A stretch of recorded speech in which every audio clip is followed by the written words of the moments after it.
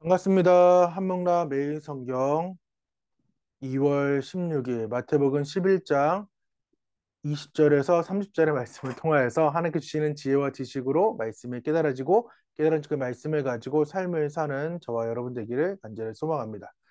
줌이 아직도 어색해가지고 이게 녹화가 안 돼가지고 벌써 세 번째 녹화를 좀 하고 있습니다. 좀 많이 발전이 되어야 되는데 잘 모르겠지만은 또 말씀을 또 함께 나눠보도록 하겠습니다. 잠시만요.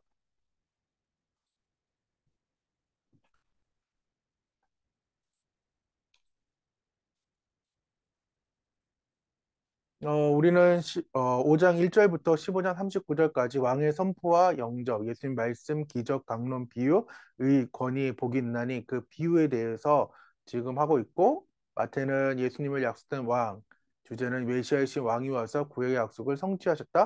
그분을 경배하라에 대한 얘기를 좀 하게 되었죠. 계속해서 이 부분에 대해서 묵상을 해야 되며, 우리는 11장에 들어와가지고 제재도가 끝나고 11장에 들어오면서 의심에 대해 좀 보고 있었어요.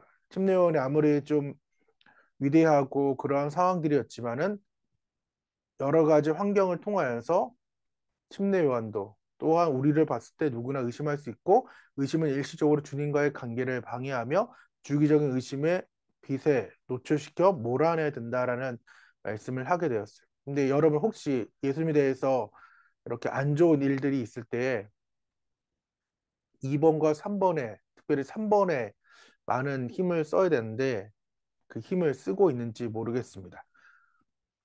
그래서 어제 그 유대인들 코에 걸면 코걸이, 귀에 걸면 귀걸이처럼 침례요한이 하면은 그렇게 해서 귀신 들렸다 하고 또 예수님은 또한 잔치자리에서 먹고 마시니까 오히려 니나노 이런 식으로 잘 논다 이런 식으로의 반응을 보였던 모습을 보면서 그들이 교만했기 때문에 자기의 죄에 대해 우는 법 몰랐기 때문에 사죄의 그 기쁨에 동참할 수 없었다라는 얘기를 좀 하게 되면서 나는 어떠한가에 대한 얘기를 좀 하게 되었죠. 예수님께 시선을 맞추고 예수님께 그 시선을 고정시켜서 예수님과 동행하는 삶을 살자라는 얘기를 좀 했습니다.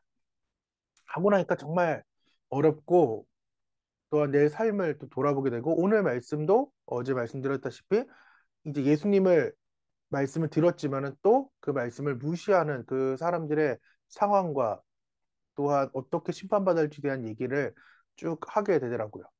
그러면서 이제 한 주석집을 좀 보게 됐는데 그 주석집을 오늘 통째로 좀 들고 왔습니다. 예수님은 군중에게 수고에서 벗어나 진정한 쉼을 죄의식에서 수치심에서의 해방을 제시하셨습니다. 하지만 고라신, 벳세다, 가버나움 사람들은 바리사인들이 만든 율법주의 아래서 자기들의 죄를 지고 노력하는 것을 더 좋아했습니다. 왜일까요? 교만 때문입니다. 예수님의 진정한 정체성과 능력, 그리고 그분이 제안하신 구원과 안식의 타당성을 확인해주는 명확하고 초자연적인 징표에도 불구하고 그분은 그분의 주권을 인정하고 아무것도 내어주지 않았습니다. 내어주려 하지도 않았습니다. 그렇게 하는 것은 그들 자신 외에 누군가가 그들의 삶을 통제하고 있다는 뜻이었습니다. 그러나 진리에 눈뜬 사람들에게 그 초대는 유효합니다. 당신이 부단히 하고 있는 무익한 활동을 그리스도가 당신의 삶에서 하시는 일을 바꿔야 됩니다. 그분께 나아가 그분의 멍에를 치고 그분에게서 배워야 되며 그분의 약속을 받아들이고 그분이 주시는 평화를 누려야 됩니다. 깨지고 상처받고 짓밟히고 억압당하고 실패하고 넘어지고 수치당하고 거부당하고 비인간적인 대우를 받고 괴롭힘을 당한 사람들에게 예수님의 초대는 물에 빠진 사람에게 숨 쉴 수 있는 공기와도 같습니다.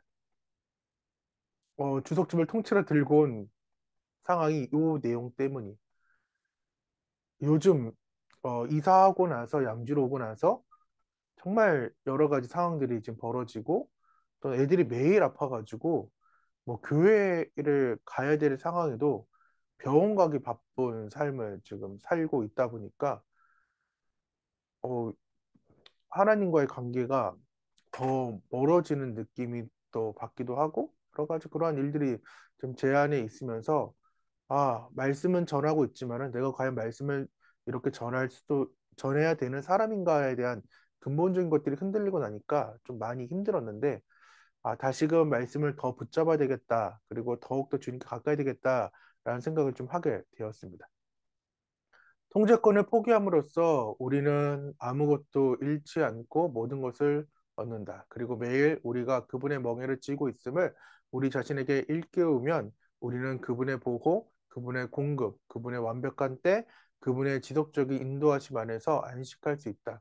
그분께 묶여 있으며 우리는 어떤 위험에 처해 있을지라도 그분보다 앞서지도 뒤서지도 않고 있음을 확신할 수 있다. 우리는 그분이 우리를 통해 성취하시려는 일을 우리가 이루고 있음을 확신할 수 있다. 그리고 우리가 그 일을 능히 성취할 수 있는 능력이 어디에서 올지 걱정할 필요가 없다. 그분이 다 제공하신다.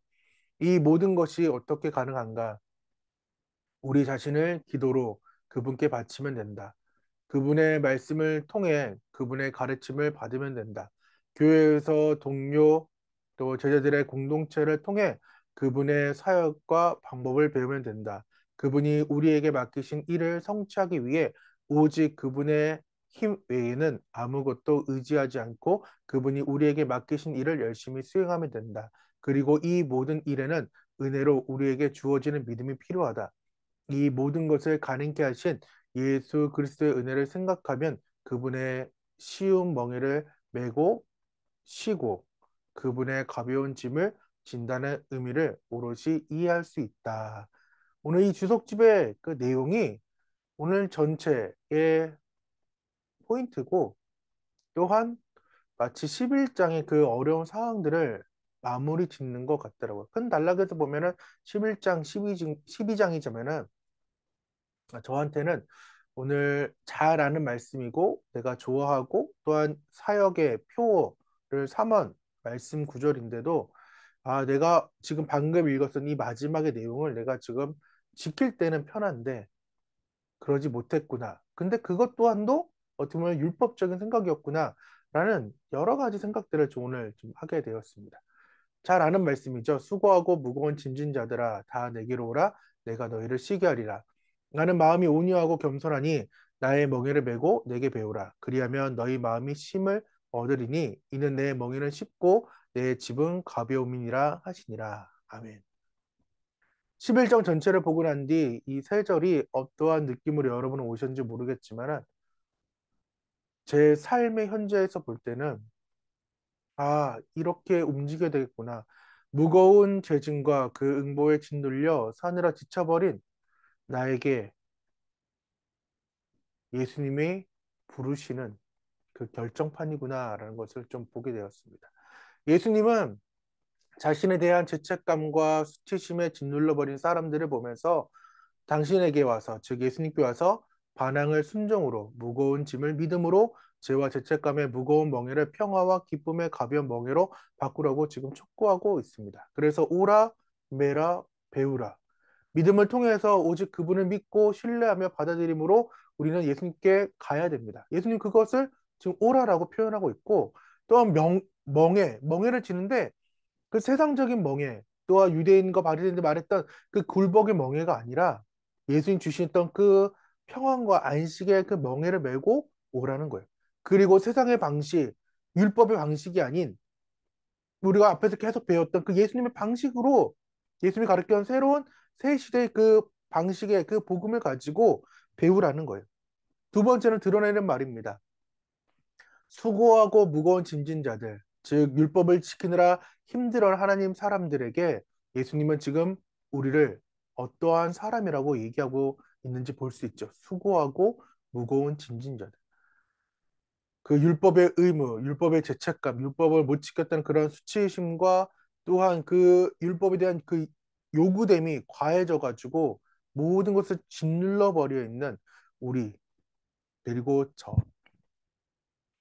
그래서 예수님은 나는 너희와 함께 멍에를 지는 나는 마음이 온유하고 겸손하다고 말씀하고 있습니다. 너희를 가르치는 그들과 세상과는 차원이 다르다고 지금 주님은 말씀하고 있다라는 거예요. 그래서 예수님께서 하셨던 그 약속의 말씀은 내가 너희를 쉬게 한다는 거예요. 누군가를 그 노고에서 벗어나게 해주겠다는 것. 즉, 나를 그 고단함의 그 노고에서 벗어나게 해주겠다라고 약속해주면서 위로해주고 있죠. 내 멍에는 쉽고 내 집은 가볍다라는 거예요. 어려워요. 똑같이 멍해짐이 있고 짐은 있어요. 하지만은 세상의 짐과는 다르다는 거죠. 그 은혜가 있다라는 거예요. 개인의 노력이 아닌 내가 십자가에서 완성했던 그 은혜가 있다라는 거예요. 마태복음 5장에서부터 시작되는 그 모든 이 상황들이 즉 계속해서 이 십자가로 나아가겠죠. 하나님과 나와의 관계, 이웃과의 관계, 그것이 성령 안에서 하나됨을 우리는 보아야 되며 경험해야 되는 거죠. 우리를 한순간 또 그 짐을 홀로 떠맡도록 방치하지 않는 분이 우리 예수님이라는 거예요. 다만 우리는 붙어 있으면 됩니다. 그러면은 모든 열매는 저절로 되어요. 근데 이게 어렵죠. 어떻게 가능한가? 우리를 기도로 그분께 바치면 됩니다. 그분의 말씀을 통해 그분의 가르침을 받으면 됩니다. 이 모든 것을 가능케 하시는 예수 그리스도의 은혜를 생각하면 그분의 쉬운 멍에를 메고 쉬고 그분의 가벼운 짐을 진다는 의미를 오늘 삶 속에서 경험하는 저와 여러분 되기를 간절히 소망합니다. 어, 어떠한 상황으로 말씀을 대하는지 모르겠지만은 제 표정이 예전만큼 밝지 않다라는 얘기를 좀 많이 듣습니다. 왜냐? 옛날에는 진짜 말씀만 보면 되었던 삶, 하면 되었던 주님께 묶여 있었던 삶이라고 하면은 묶여 있지 않지만 그 테두리 안에서 막 날뛰고 있는 느낌이라고 해야 되나요? 근데 그게 잘못됐다라고 또 말하기도 어렵다라고 좀 저는 또 얘기하고 싶거든요. 이중직을 하겠다라고 선택을 했고 또한 그렇게 나아가려고 작년부터 지금 발버둥을 치는 과정이다 보니까 그리고 가정이 지금 한목나 사역과 교회 사역 또한 가정에다가 영상을 찍어서 보내야 되는 그런 모든 것들이 쉽게 다가오면 좋은데 예전에 쉽게 다가왔거든요. 근데 요즘 쉽게 다가오지를 않더라고요. 그러니까 내가 그 말씀대로 살지 못한다는 생각이 드니까 차일품 계속해서 미뤄지는 저의 삶을 좀 보게 되면서 오늘의 말씀이 저한테는 좀 많이 위로가 되었습니다. 여러분 안에도 그 말씀이 위로가 될 것인데 그 말씀이 내 삶을 이끌 수 있도록 계속해서 말씀 가운데에 우리를 내어놓고 계속해서 기도로 또 성령님의 인도하심을 구하기를 원합니다. 기도하겠습니다. 하나님 감사합니다. 오늘의 삶 가운데에 여러 가지 무거운 짐을 지고 사는 우리에게 예수님은 내가 너희를 쉬게 해주겠다라고 나를 쉬게 해주겠다라고 말씀하면서 나름 그 너희가 지고 가는 그 길을 다 지고 갔으니까 이제 제발 내 안에서 평안히 쉬라고 말씀하신 그 약속된 말씀을 붙잡고 오늘 하루는 세상의 근심을 다 내려놓고 예수님께만 오롯이 집중할 수 있는 우리 귀한 한목나 모든 가족 될 수 있도록 도와주시옵소서. 주님께서 함께 하실 걸 믿사며 예수님의 이름으로 기도드립니다. 아멘. 오늘 하루 주팅하시고 다 같이 안녕.